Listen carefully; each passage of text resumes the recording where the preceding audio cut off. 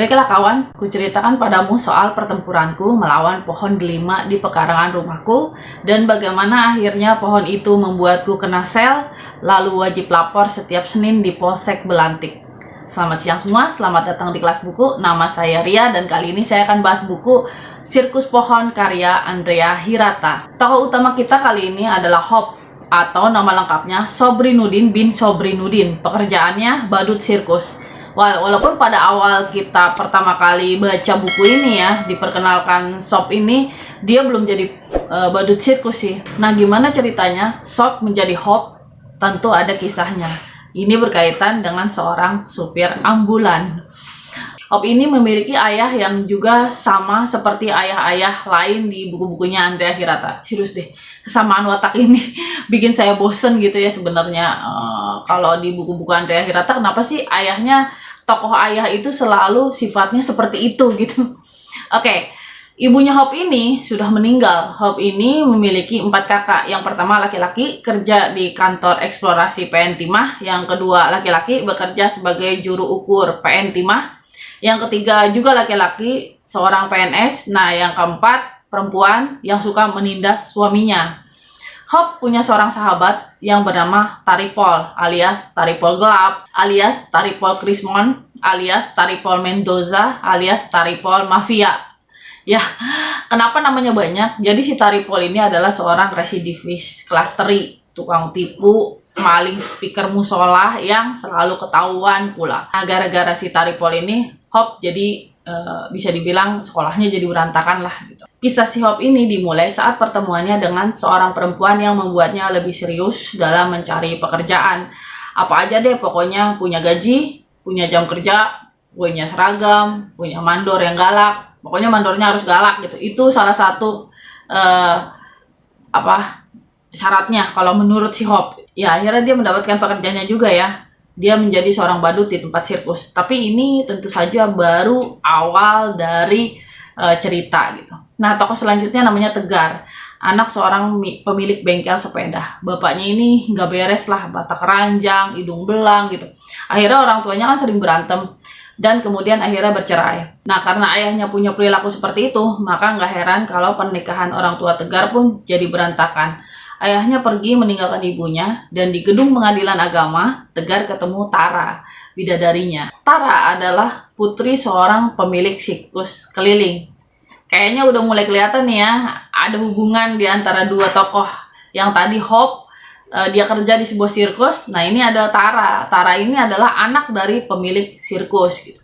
Suatu kali, ayahnya ini kan seorang pecandu. Jadi, ayahnya Tara itu pecandu judi. Dia tiba-tiba pergi gitu, ninggalin Tara sama ibunya dengan hutang yang sangat-sangat bertumpuk banyak gitu. Nah, bisa dibayangin deh betapa sulit kehidupan ibu dan putrinya ini. Nah, lama-lama kan ibunya kesal juga ya. Akhirnya ibunya pun mengajukan cerai. Di halaman gedung pengadilan agama, Tara bertemu dengan seorang laki-laki yang akan mewarnai hari-harinya dan kertas gambarnya. Sayangnya, tanpa sempat bertanya siapa nama anak laki-laki ini, mereka sudah berpisah. Oke, ini saya punya pengalaman unik ya mengenai buku ini. Sebenarnya pada awal buku ini pertama kali keluar, saya tuh udah menimbang untuk membeli gitu. Kebetulan waktu itu saya memang sedang ada di toko buku, saya melihat buku ini. Tapi ketika saya melihat belakangnya, cover belakangnya itu, kok nggak ada kilasan cerita gitu. Isinya tuh cuma cerita tentang Andrea Hirata seperti ini. Sampai akhirnya saya bingung gitu.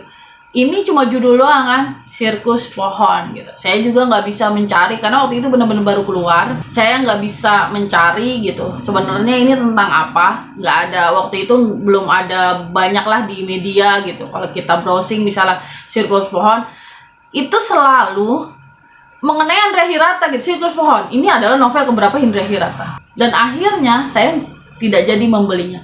Saya pikir ya, saya nggak tahu ya apakah dari penerbitnya itu udah pede banget gitu ya dengan nama besar Andrea Hirata, berarti orang pasti akan beli tanpa tahu apa isi ceritanya atau bagaimana. Pokoknya waktu itu buat saya sih nggak berhasil gitu. Ketika saya lihat, saya nggak tahu ceritanya tentang apa. Saya cari-cari, browsing, nggak ada juga penjelasan apapun. Akhirnya saya taruh lagi gitu.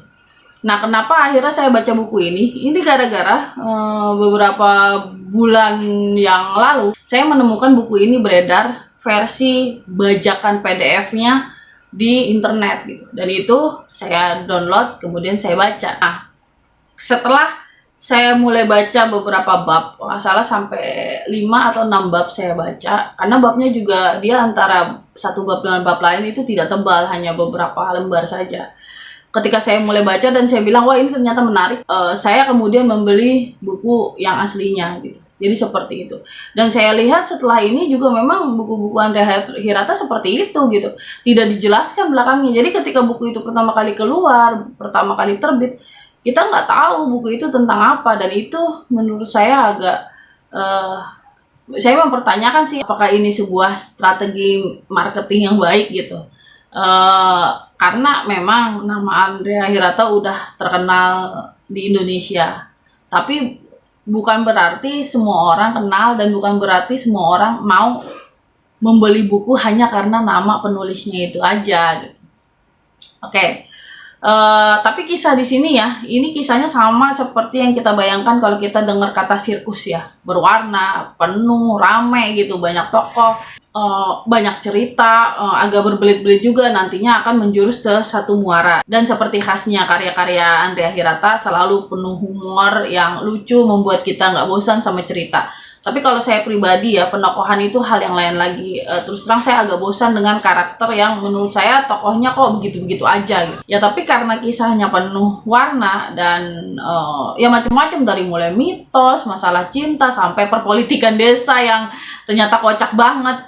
Urusan penokohan yang membosankan ini jadi agak tertutupi. Saya bisa menikmati buku ini dan bahkan saat membacanya saya jadi merasa kayak menghirup suasana kampung Belitung dan pergaulan masyarakat Melayu ini. 4 dari 5 bintang. Oke, sampai di sini pembahasan buku kali ini. Like kalau kamu suka, dislike aja kalau kamu tidak suka, dan kalau ada yang salah atau ada informasi yang ingin ditambahkan silakan ditulis aja di kolom komentar di bawah. Akhirul kalam, assalamualaikum warahmatullahi wabarakatuh.